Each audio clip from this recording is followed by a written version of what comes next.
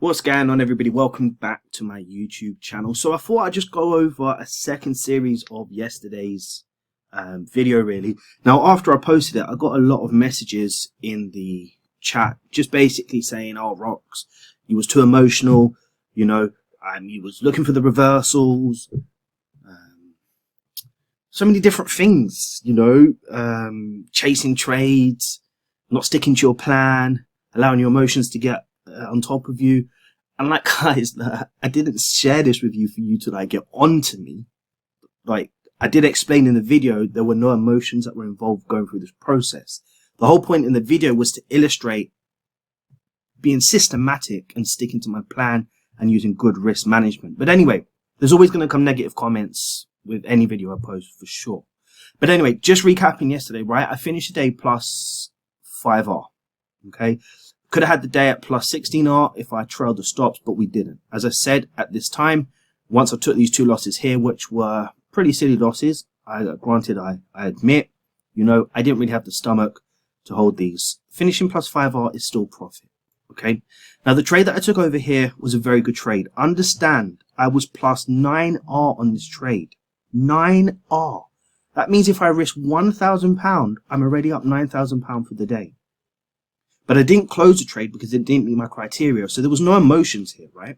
The second trade that I took, it still fell in line with the criteria that I was looking at. But we hit a stop loss. This trade here also fell in line with the criteria I was looking at.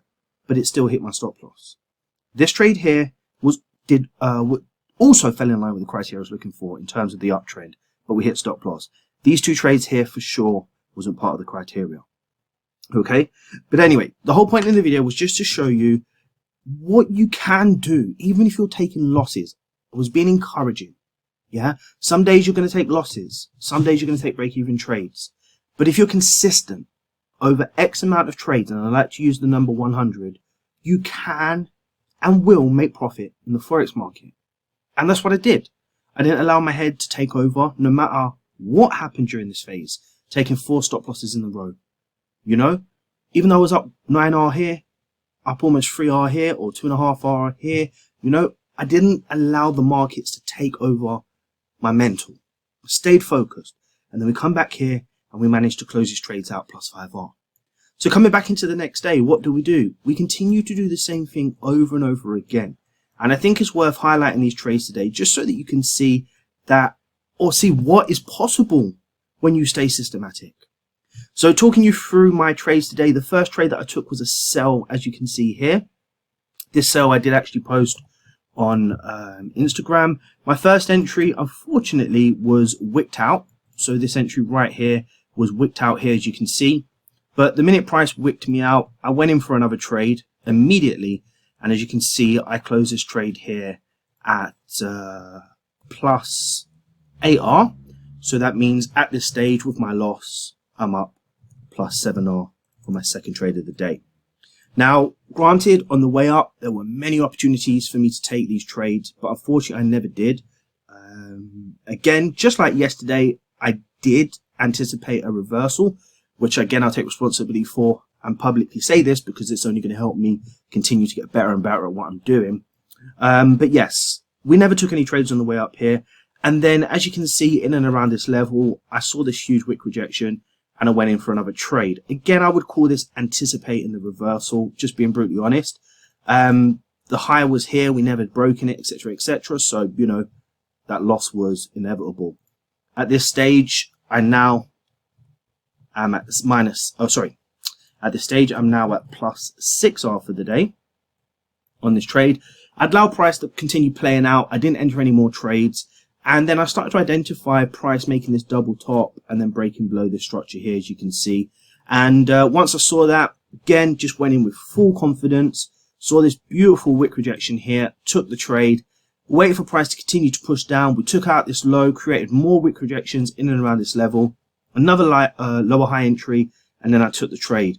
With these two trades, I closed this one out at plus 3.5R and this one at 2.6R. So on this trade, I was up plus 12R for the day. Okay, remember this is just a numbers game. Plus up 12R for the day.